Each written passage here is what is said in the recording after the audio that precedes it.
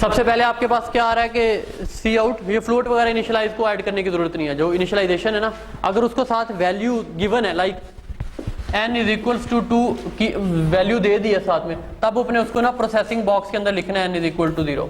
अगर just n किया हुआ है ना, उसकी वैल्यू अभी असाइन नहीं की तो नहीं लिख बनाने की जरूरत, ठीक है। अच्छा नेक्स्ट हमारे पास है सी आउट, जिसमें वो कह रहा है एंटर 3 नंबर्स। तो वो पैरेललोग्राम यूज करोगे, उसमें लिखोगे कि ये आप यूजर को सी आउट कह रहे हो कि एंटर नंबर, ये पैरेललोग्राम में आएगा। देन आपके पास है इनपुट जो भी आपके नंबर कितने n1 n2 n3, ठीक है। 3 नंबर आपने लिए हैं, वो तीनों यहाँ आ जाएंगे। क्लियर है यहाँ तक, ठीक है। देन आपके पास इफ एल्स है। नेक्स्ट इफ में आप क्या कंडीशन लगा रहे हो कि एक नंबर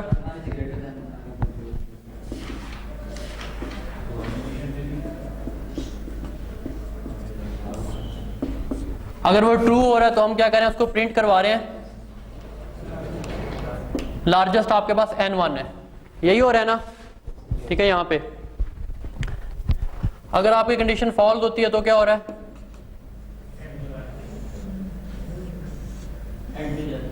एंड पे नहीं जा रहा भाई, तो ये इंडिपेंडेंट है ना, ये इफ चलेगा, ये ट्रू हो या फॉल्स हो नेक्स्ट इफ चलेगा, वो ट्रू हो या फॉल्स हो doesn't matter, if else independent if, हाँ हाँ दोनों कंडीशन में, ठीक है। फॉल्स में क्या होगा, दूसरे इफ पे आएगा, ठीक है, आएगा अभी बता रहा हूं ना, ठीक है। ट्रू पे भी क्या होगा, दोनों कंडीशन में आपका सेकंड इफ चलेगा ही चलेगा। यहां से आपने इस पे आए, ये इसकी बॉडी में ना, जैसे आप कोड सिंपली रन होता है, ये चेक किया, फिर उसके बाद ये वाली कंडीशन लाइन चलेगी, ये हाँ पैरेललोग्राम है, क्योंकि ये सी आउट करवा रहे हैं ना यहाँ पे। अब ये क्या होगा, ठीक है, यहां पे आएगा। फिर यहाँ पे दूसरी कंडीशन हमारी चल रही है कि n2 greater than equal to n1 and n2 greater than equal to n3, ठीक है। अब इसमें भी सेम हमारे पास इसी तरह ही है, बातें नहीं करो यार, गौर से सुन लो।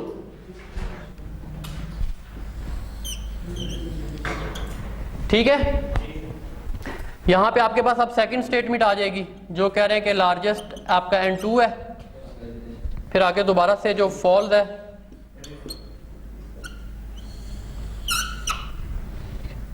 आपके पास थर्ड वो है इफ की स्टेटमेंट। लाइन और एरो सही बना, डिजाइन थोड़ा सा चेंज कर दो। यार देखो, इनकी प्लेसमेंट से फर्क नहीं पड़ता, मतलब अगर आप मैंने इस तरफ प्लेस किया, आपने इस तरफ प्लेस कर दिए हैं, उससे फर्क नहीं पड़ता, ठीक है। एरोज आपका शो बता रहे हैं, मतलब वो फ्लो बता रहे हैं, ठीक है। एरोज से पता चलेगा कि आप क्या करना चाह रहे हो। अब ये जो थर्ड वाली है ना, उसके बाद जस्ट उसने प्रिंट करना है और आपका कोड क्या हो जाएगा, कंप्लीट। प्रिंट किस पे करेगा, ट्रू पे और फॉल्स पे।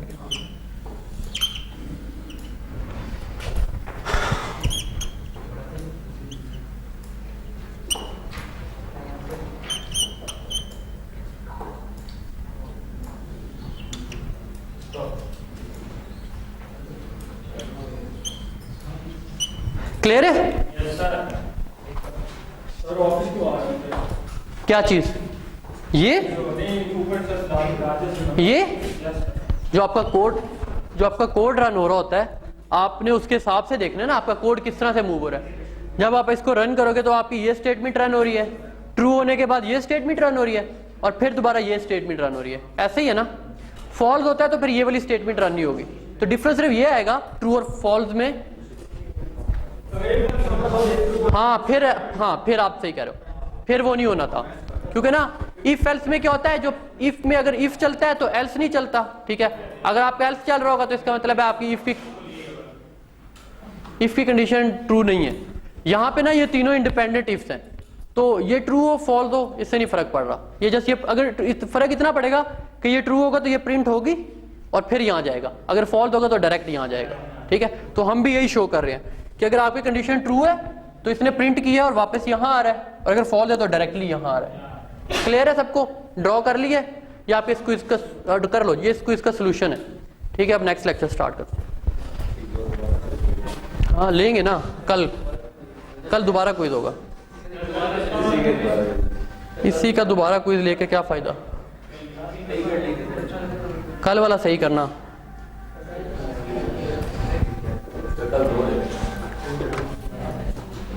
अच्छा बिस्मिल्लाहिर्रहमानिर्रहीम। ये वाला जो हमारा लेक्चर था ना लास्ट, ठीक है, उसमें हमने क्या रीड किया था कि हमने प्रॉब्लम सॉल्विंग का देखा था कि हमारी जो प्रॉब्लम होती है मतलब उसको सॉल्व करने के लिए आप क्या क्या स्टेप्स यूज कर सकते हो, क्या स्टेप रिक्वायर्ड होते हैं, फिर आपने उन स्टेप को प्रायोरिटाइज कैसे करना है कि कौन सा स्टेप पहले करोगे कौन सा स्टेप बाद में करोगे, फिर आपके पास मतलब इस तरह से आप अपनी प्रॉब्लम को सॉल्व करते हो, ठीक है। फिर हमने देखा था कि जब किसी एक प्रॉब्लम का सोल्यूशन रिप्रेजेंट करना हो तो उसको रिप्रेजेंट करने के आपके पास क्या क्या मेथड्स हैं। आप उसको फ्लो चार्ट्स के थ्रू रिप्रेजेंट कर सकते हो, जैसे ही हमने लास्ट क्लास में फ्लो चार्ट्स को डिटेल में देखा है। आपके पास सूडो कोड से और एल्गोरिदम, उनके हमने डिफरेंस देखा था कि क्या क्या था एग्जांपल के थ्रू। फिर हमने देखा था कि फ्लो चार्ट क्या चीज़ होती है, विजुअली रिप्रेजेंटेशन है आपकी किसी भी सोल्यूशन की, ठीक है, लॉजिकल सोल्यूशन की विजुअल रिप्रेजेंटेशन के लिए हम यूज़ करते हैं फ्लो चार्ट्स को। और देन हमने देखे थे कि फ्लो चार्ट्स के अंदर हमने जो सिंबल यूज़ करेंगे वो कौन कौन से थे, जिसमें ये थे कि स्टार्ट के लिए आप ओवल टाइप सिंबल यूज़ करोगे, इनपुट आउटपुट के लिए पैरेललोग्राम, और प्रोसेसिंग या कैलकुलेशन के लिए आप क्या यूज़ करोगे, ये रेक्टेंगल, डिसीजंस के लिए आप डायमंड यूज़ करोगे, ठीक है। देन आपके पास एक कनेक्टर था, अगर आपके मतलब नेक्स्ट पेज से आपने कनेक्ट करना हो या नेक्स्ट उस पर जा रहा फ्लो चार्ट तो आप कनेक्टर यूज़ करते हो। देन एरोज से जो फ्लो को रिप्रेजेंट करते हैं। फिर हमने देखे थे इफ एल्स और नेस्टेड इफ एल्स के हमने कैसे इनके फ्लो चार्ट्स ड्रॉ करने हैं, ठीक है। अच्छा वैसे मैंने जो प्लान किया हुआ था ना, तो मैंने ये स्विच स्टेटमेंट्स ऐड की हुई थी, लेकिन मुझे पता चला है कि आप लोगों ने ना अभी स्विच स्टेटमेंट पढ़ी नहीं है, ऐसे ही है, ठीक है। तो हम इसको ना फॉर नाउ स्किप करेंगे, ठीक है, फॉर लूप पे चले जाएंगे। ये हम ना आफ्टर मीट जब आप स्विच स्टेटमेंट पढ़ोगे ना तो फिर मैं आपको इनके फ्लो चार्ट बनाने सिखा दूंगा। अब हम डिस्कस करते हैं फ्लो चार्ट का। इसी का कल क्विज होगा, ठीक है, तो गौर से सुनना है, अगर कोई चीज समझ नहीं आ रही तो मुझसे पूछ लो, ठीक है।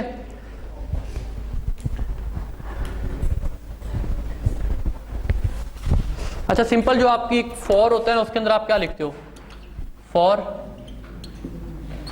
इनिशियलाइजेशन करा रहे होते हो वैल्यू की, कंडीशन आती है आपके पास, फिर इंक्रीमेंट, यही स्टेप्स होते हैं फॉर लूप के अंदर, ठीक है, क्लियर है।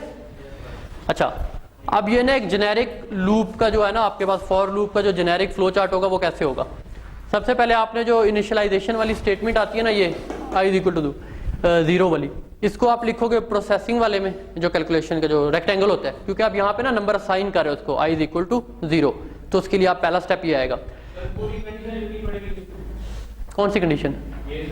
नहीं भाई, ये just I is equal to 0 जो जिसको आप वैल्यू असाइन कर रहे हो, ठीक है। देन आपके पास है टेस्ट कंडीशन, जो कि आपकी ये वाली कंडीशन होती है जिसकी बेस के ऊपर आपकी फॉर लूप चल रही होती है।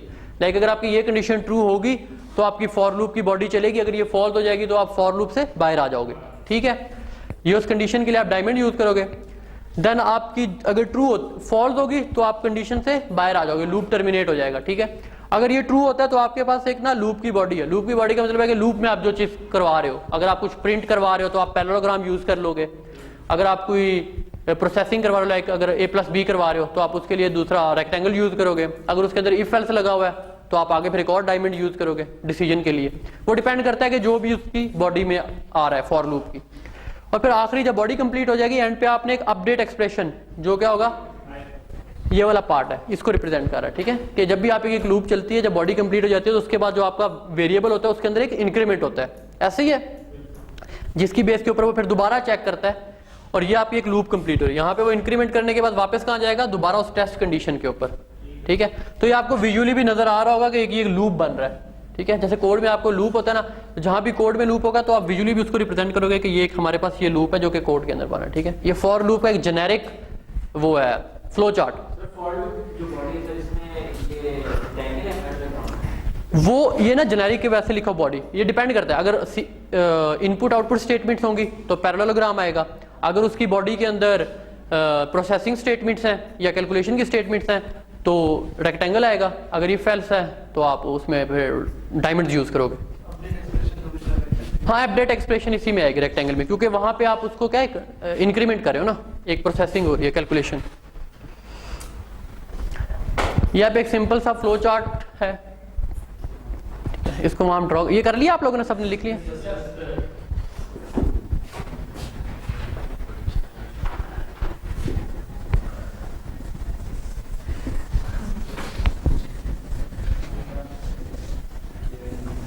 ये भी ना ध्यान से कर लो और समझ भी लो, कल इसी का क्विज है,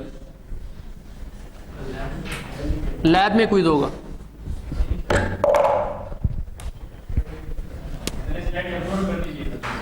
जी जी कर दूंगा।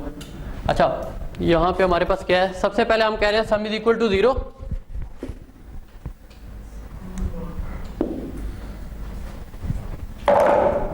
तो आपके पास आएगा, देन आप यूजर से सी आउट करा रहे हो कि enter positive integer,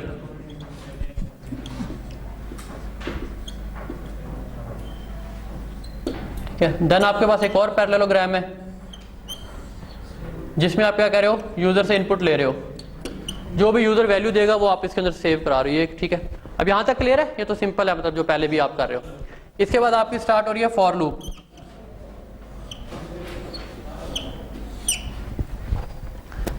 for loop, sorry सबसे पहले आपका डायमंड नहीं आएगा, बल्कि क्या होगा कि आप वो काउंट का वेरिएबल है, आप उसके लिए इनिशियलाइजेशन कराओगे ना उसकी, काउंट किसके इक्वल है 1, ठीक है, ये आपने उसको दिया।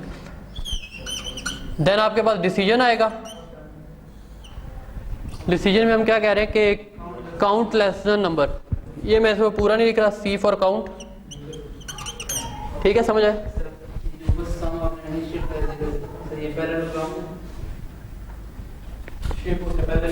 नहीं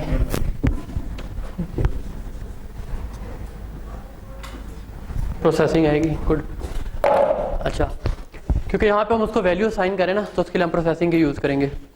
अच्छा कहाँ थे हम, ठीक है, ये डिसीजन आ गया आपके पास, ठीक है। डिसीजन के बाद ना अब आपके पास क्या होता है कि उसकी बॉडी चेक करेंगे। बॉडी में हमारे पास क्या हो रही है, कैलकुलेशन हो रही है कि सम की वैल्यू को वो क्या कर रहा है, कैलकुलेट करके ऐड करके काउंट के साथ दोबारा सम में स्टोर कर रहा है।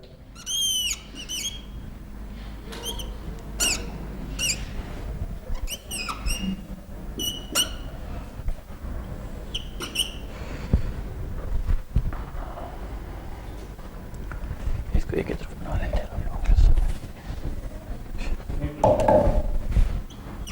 नहीं वो डायग्राम मैं एक ही साइड पे बनाना चाह रहा हूँ। अच्छा अगर आपके पास फॉल्स होता है ना, तो उसके बाद क्या होगा, जैसे ये आपकी फॉर लूप है, फॉल्स हो जाती है आपकी ये पहली बारी में ही कंडीशन, तो आप कहाँ जा रहे हो, यहाँ आ रहे हो, ठीक है।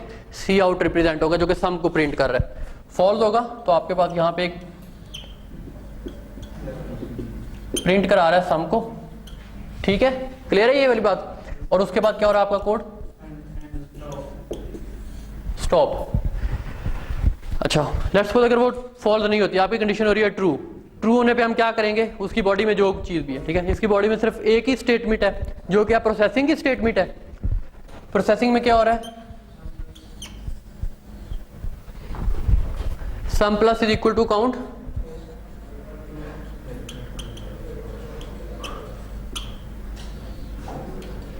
अब इसके बाद क्या होगा,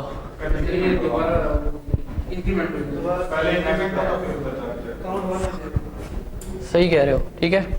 इसके बाद क्या होगा, इंक्रीमेंट होगा, जो कि क्या हमारा वेरिएबल क्या है, काउंट, ठीक है, ठीक है। ये कनेक्टर मैं यूज कर रहा हूं क्योंकि ना उधर लेके जाए, ठीक है। प्लस प्लस पहले आएगा, ये मतलब नहीं होगा कि कंडीशन चेक करने से पहले इंक्रीमेंट होता है यहाँ पे। हाँ मुझे तो लगा, चलिए मैंने सोचा था कि शायद ये काउंट प्लस प्लस है।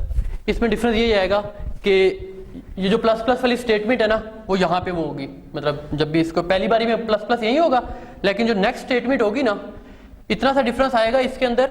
और अगर आपके पास क्या है, सी आओ काउंट, अगर जैसे ये बाद में है ना, मैंने कि अगर आपका बाद में है तब एग्जैक्टली ऐसे बनेगा, ठीक है, जैसे ये बना लिया। अगर यह जहाँ पे ये वाली है, ठीक है, कि अगर आपके पास प्लस प्लस आती है, इसमें सिर्फ इतना डिफरेंस होता है, जब पहली बारी आपका चलेगा ना, ये पहली बारी चल रहा है, तो यहाँ पे ना ये यहाँ पे भी इंक्रीमेंट होगा, ठीक है, और एक बारी यहाँ भी इंक्रीमेंट होगा पहली लूप पे चेक करते हुए, बस इतना सा डिफरेंस है, ठीक है। इसके लिए अगर लेट्स सपोज बिल्कुल इसका बनाए ना, तो हम इसको, हाँ मैं कर रहा हूँ, इसको थोड़ा छोटा कर देते हैं।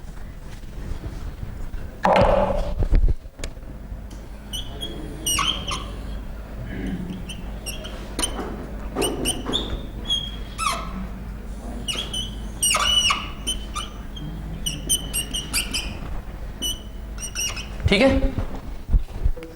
हाँ बस यही डिफरेंस आएगा।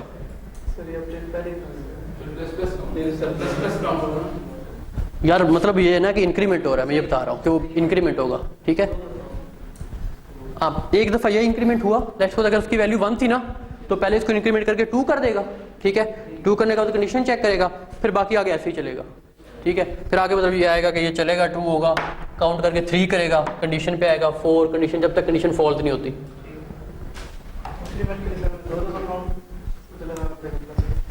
ये दो मेथड होते हैं इसको। अब नहीं, इसको करने के 2 मेथड होते हैं। आप यहाँ पे जो स्टेटमेंट लिख रहे हो ना, उसके 2 मेथड हैं। एक आप कर रहे हो काउंट प्लस प्लस, ठीक है, इसका मतलब होता है कि पहले ये जो वैल्यू है ना, इसको इंक्रीमेंट होगा। ठीक है, इसकी वैल्यू क्या होगी, 1 है ना, 2 हो जाएगी। ठीक है, तो फिर उसके बाद आप आगे जाओगे। सही है, क्लियर है? कौन बोल रहा है? बोल कौन रहा है? हाँ जी, क्या कह रहे हो?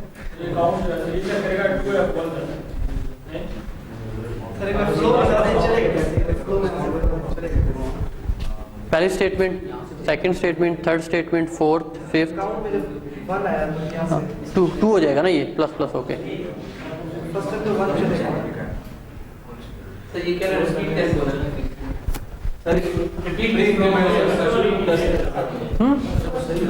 यार इसका मतलब होता है कि इसका इंक्रीमेंट होगा। यहाँ पे सिंपल लिख देता हूँ यार,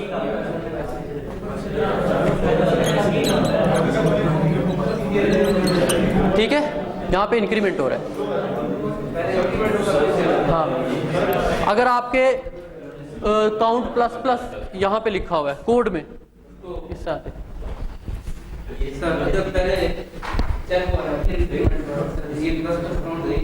हाँ, तो मैं यही बता रहा हूँ ना कि इंक्रीमेंट हुआ, चेक हुआ, फिर आपका वो उस पर चल रहा है, बाकी फिर आगे लूप ऐसे ही चलता रहेगा।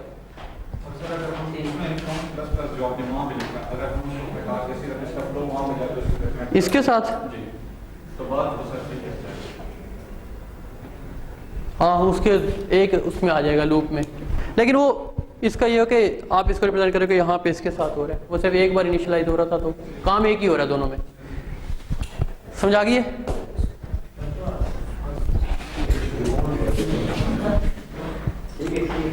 चलो एक ये तुम लोग ड्रॉ करो। जिसने बोला था बच्चों लोग सब पहले चेक करो।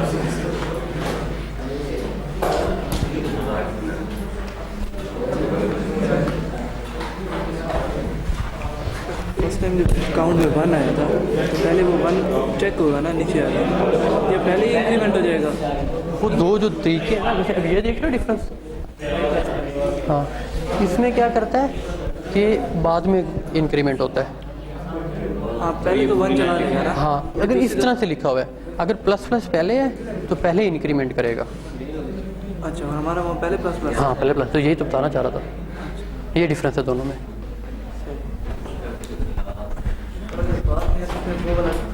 हाँ, फिर नहीं आएगा। असाइनमेंट को भी यहाँ लिखना होता है?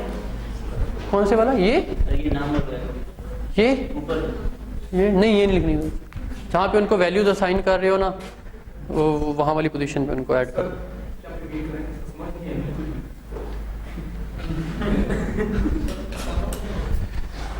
बैठो बैठो, वहीं यहाँ आ जाओ। कहाँ से समझ नहीं आई?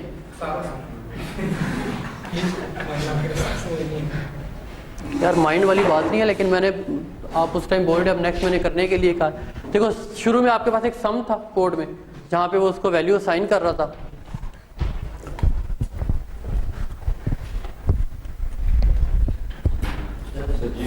एक सेकंड, कोई नहीं, इसको सब्र करो। ठीक है, यहाँ पे सम हो गया। ठीक है, उसकी वैल्यू अगर आपने इसके अंदर आएगी। ठीक है, देन आपके पास इंटीजर ले रहे हो, आप 2 वैल्यू दें, सी आउट करवा रहे हो, सी इन करवा रहे हो। ठीक है, वो दोनों पैरेललोग्राम में आएंगी। ठीक है, देन आपके पास क्या है कि आपके पास फॉर लूप आ रही है। फॉर लूप में पहले इंट आप काउंट को वो कर रहे हो, जो कि मैंने आपको ये 3 चीज़ें बताई थी।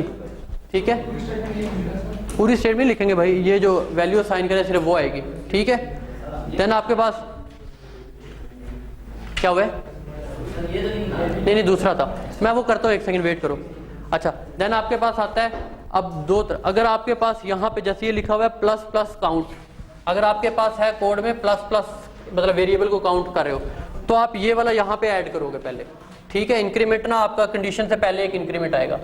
अगर आपका लिखा हुआ है जैसे नेक्स्ट वाले कोड में है C++, तो ये इंक्रीमेंट पहले नहीं आएगा, पहले कंडीशन आएगी, इंक्रीमेंट वहां चला जाएगा।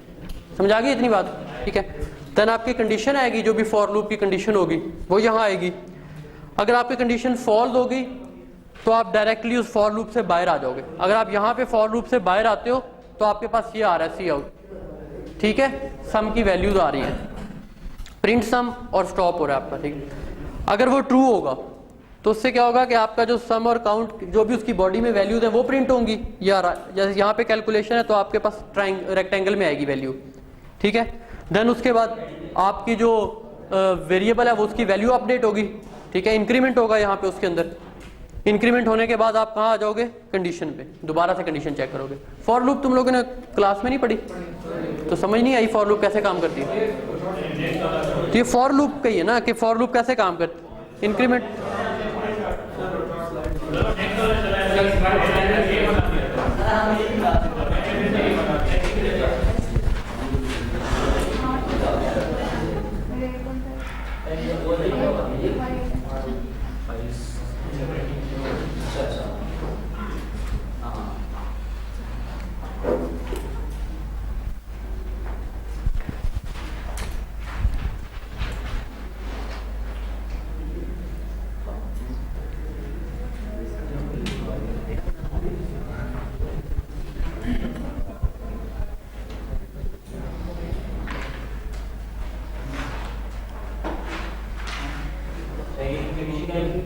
हाँ जी,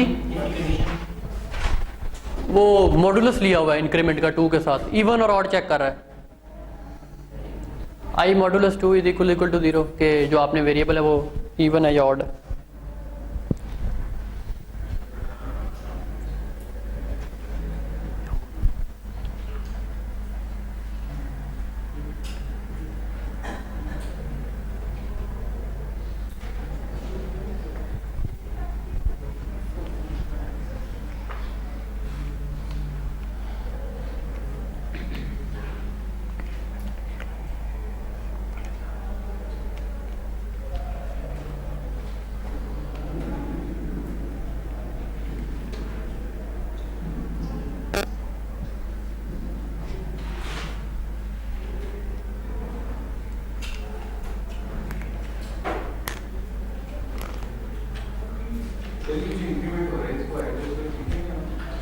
यहाँ ये इंक्रीमेंट वाली जगह पे आएगा ना।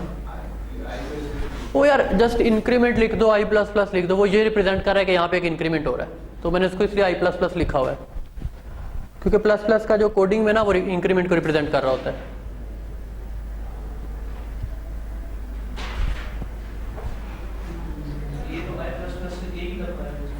हाँ जी, एक ही दफा क्योंकि ना इस जो बाद में आप प्लस प्लस आ रहा था पे शुरू में इंक्रीमेंट नहीं हो रहा होता, वो जब आप कंडीशंस के बाद ही जाके इंक्रीमेंट होता है।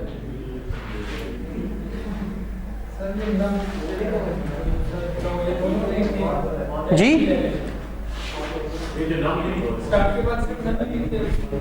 ये वाला ये नहीं, इसको ड्रॉ करने की जरूरत नहीं है। आपने ये जो सी आउट की स्टेटमेंट है जहां पे फिर उसको वैल्यू, अब नम को यहां सिर्फ आप अपना डिक्लेयर करो, जब यहां पे इसको वैल्यू मिलेगी ना ये ड्रॉ करो कि नम को यहां पे नम की वैल्यू इनपुट हो रही है।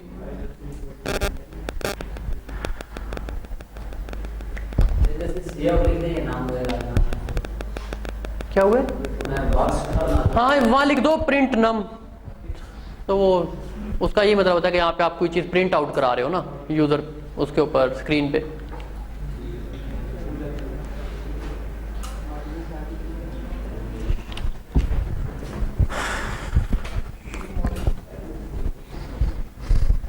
इसके साथ ना ट्रू और फॉल्स भी लिखा करो, मतलब नहीं इधर नहीं लिखा हुआ, यस मिसिंग है।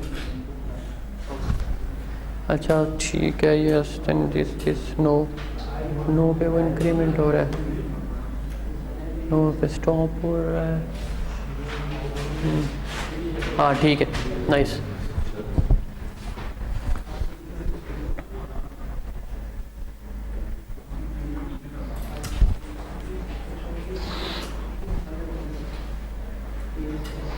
ये गलत है। ये जो फॉल्स पे स्टॉप पे जा रहा है ना, फॉल्स पे स्टॉप पे नहीं जाएगा, लूप के अंदर ही रहेगा, लूप से बाहर थोड़ी निकल जाएगा। वो तो इफ फॉल हुई है ना, लूप तो अभी चल रही है। जी जी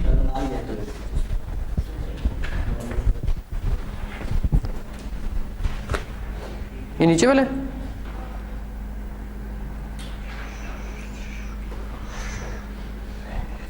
ये जो सेकंड आपने इफ का डायग्राम बनाया, इसका फॉल्स की कंडीशन कहाँ जा रही है? वो तो कहीं जा ही नहीं रहा ना। ट्रू का बताया कि क्या हो रहा है।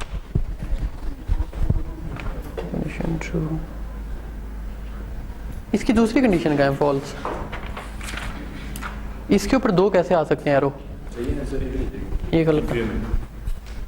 हाँ इंक्रीमेंट तो ऐसे ही होगा।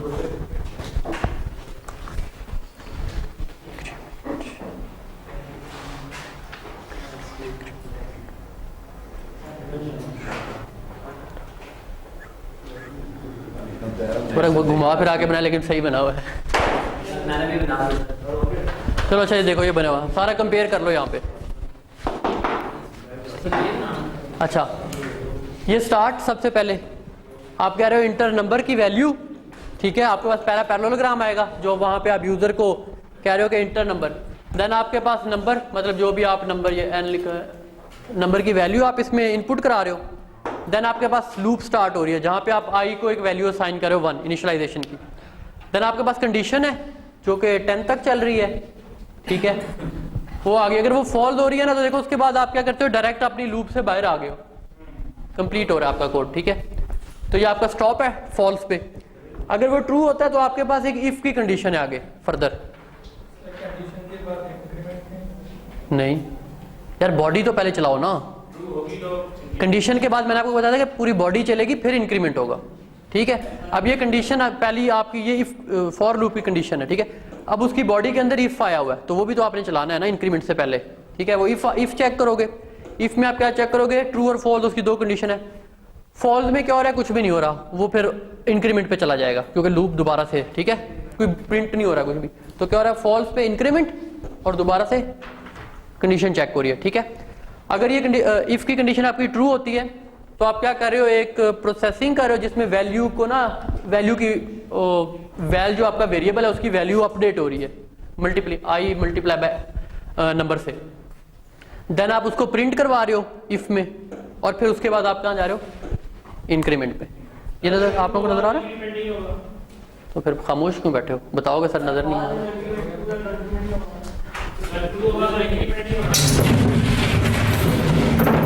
क्लियर है? अच्छा अभी दोबारा से बता रहा हूँ, दोबारा सुन लो। अच्छा यहाँ से स्टार्ट हुआ है नंबर, आपने यूजर से कहोगे कि नंबर इनपुट कर दे, ठीक है। उसके बाद इनपुट जो उसने वैल्यू दी वो आ गया, ठीक है। देन आपके पास लूप स्टार्ट हो रही है। लूप में आप क्या करोगे कि आई की वैल्यू 1 जो पहले आप उसको वैल्यू असाइन करते हो, ठीक है, इनिशियलाइजेशन की। फिर आपके पास कंडीशन चेक होती है फॉर लूप में, कंडीशन चेक हो रही है, उसमें आपकी I equal to 10 of condition. अगर वो कंडीशन फॉल्स हो रही है तो आप क्या होगा? डायरेक्ट स्टॉप, क्योंकि हमारा कोड इस तरह है ना, उसके बाद कुछ लिखा नहीं हुआ, जस्ट कोड एंड हो रहा है, ठीक है। तो फॉल्स पे आपके पास क्या हो रहा है? स्टॉप हो रहा है। अगर वो कंडीशन ट्रू होती है तो आपके पास ना फॉर की बॉडी में एक आपके पास ये स्टेटमेंट है, ठीक है, ये है फॉर की बॉडी जिसमें एक इफ आ रहा है। आप उस इफ को उसके लिए डायमंड यूज करेंगे, ठीक है। इफ आ गया। अब इफ के दो पॉसिबिलिटीज हैं, फॉल्स और ट्रू। अगर वो ट्रू हो रहा है ना तो उसकी अपनी दो बॉडी में दो वैल्यूज हैं, दो स्टेटमेंट्स हैं। एक उसकी प्रोसेसिंग की स्टेटमेंट है जो रेक्टेंगल में आएगी, फिर उसके बाद अगली स्टेटमेंट क्या है? प्रिंट की, जो पैरेललोग्राम में आएगी। क्लियर है यहां तक सबको? ठीक है। अगर और उसके बाद क्या हो रहा है कि जब वो प्रिंट हो रहा है तो दोबारा इंक्रीमेंट पे आ रहा है, इंक्रीमेंट कर रहा है और वापस लूप मतलब कंप्लीट हो रही है, और फिर वो दोबारा चेक कर रहा है कि अभी इंक्रीमेंट होने के बाद भी स्टिल आपकी कंडीशन ट्रू है या नहीं। और अगर आपका इफ फॉल्स हो जाता है तो डायरेक्ट आपके यहाँ पे आ जाएगा जहाँ पे वो कंडीशन चेक कर रहा है। ठीक है, समझ आ गई अब जान?